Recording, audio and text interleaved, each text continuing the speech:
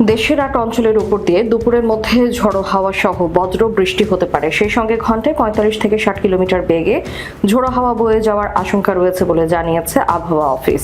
বুধবার বাংলাদেশ আবহাওয়া অধিদপ্তরের প্রকাশিত ভোর ৫টা থেকে দুপুর ১টা পর্যন্ত দেশের অভ্যন্তরীণ নদী বন্দরের জন্য প্রকাশিত পূর্বাভাসে এ তথ্য জানানো হয়েছে।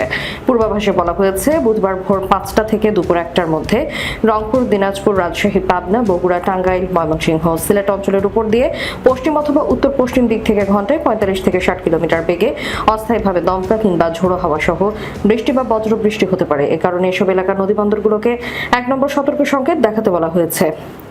অন্যদিকে মঙ্গলবার রাতে প্রকাশিত সারা দেশের আবহাওয়ার পূর্বাভাসে বলা হয়েছে, আজ সন্ধ্যা ৬টার মধ্যে রংপুর, রাজশাহী ও ময়মনসিংহ বিভাগের অনেক জায়গায় বৃষ্টি অথবা বজ্রবৃষ্টি হতে পারে। এছাড়া ঢাকা ও সিলেট বিভাগের কিছু কিছু জায়গায় এবং খুলনা, বরিশাল ও চট্টগ্রাম বিভাগের ২-১ জায়গায় অস্থায়ীভাবে দমকা অথবা ঝোড়ো হাওয়া সহ হালকা থেকে মাঝারি ধরনের বৃষ্টি কিংবা বজ্রবৃষ্টি হতে পারে।